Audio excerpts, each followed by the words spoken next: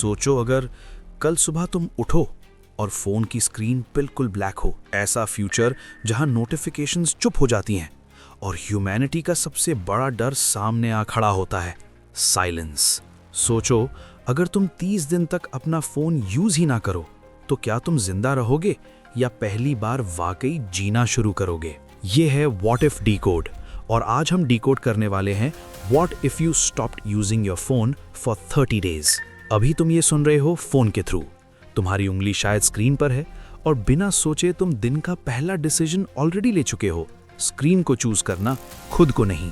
हम सोचते हैं फोन सिर्फ एक डिवाइस है, एक टूल, एक कन्वीनियंस, लेकिन सच ये है फोन अब टूल नहीं रहा, वो तुम्हारी आइडेंटिटी का एक्सटेंशन बन चुका है। सुबह उठते हो और सबसे पहले स्क्रीन देखते हो, तुम रात को सोते हो स्क्रीन देखते हुए, तुम बोर होते हो स्क्रीन, तुम दुखी हो स्क्रीन, तुम खुश हो स्क्रीन को कैप्चर करना जरूरी। और फिर कोई कहता है बस 30 दिन फोन मत यूज करो। सुनने में सिंपल लगता है, लेकिन यही सजेशन मॉडर्न ह्यूमन के लिए एक साइकोलॉजिकल थ्रेट बन जाता है, क्योंकि फोन के बिना तुम्हारे पास सिर्फ तुम बचते हो। साइंटिफिक स्टडीज बताती हैं कि जब इंसान फोन से दूर होता है तो दिमाग पहले एंग्जाइटी शो करता है, हार्ट रेट बढ़ता है, रेस्टलेसनेस आती है, जैसे कोई एडिक्शन विड्रॉ हो रहा हो। और हम कहते हैं अरे मैं एडिक्टेड नहीं हूं। अगर एडिक्टेड नहीं हो तो फोन टेबल पर रखकर 1 घंटे के लिए दूसरे रूम में क्यों नहीं छोड़ सकते? 30 दिन बिना फोन के पहले 3 दिन हेल जैसे होंगे। तुम्हारा दिमाग बार बार बोलेगा बस एक बार चेक कर लूं, सिर्फ मैसेज देख लूं, इमरजेंसी हो सकती है। पर सच ये है ज्यादातर इमरजेंसीज तुम्हारे फोन के अंदर ही क्रिएट होती हैं। साइकोलॉजिस्ट इसे बोलते हैं फैंटम वाइब्रेशन सिंड्रोम। जब फोन वाइब्रेट भी नहीं करता फिर भी तुम्हें लगता है कि किया, मतलब डिवाइस अब तुम्हारे नर्वस सिस्टम में घुस चुका है। लेकिन 7 दिन के बाद कुछ बदलने लगता है। साइलेंस अनबेरेबल नहीं रहती, साइलेंस क्लियर लगने लगती है।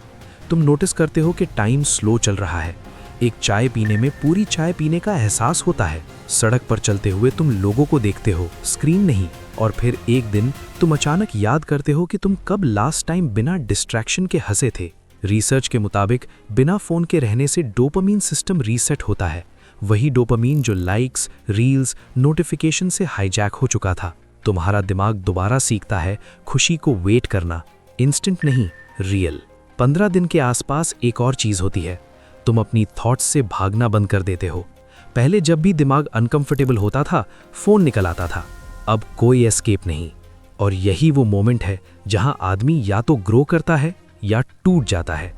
तुम्हें अपने फियर सुनाई देते हैं, उन क्वेश्चंस की आवाज आती है जिन्हें तुम सालों से स्क्रॉल करके दबा रहे थे। मैं ये जिंदगी क्यों जी रहा हूं? मैं खुद से कब बात करूंगा? मैं हूं कौन स्क्रीन के बिना?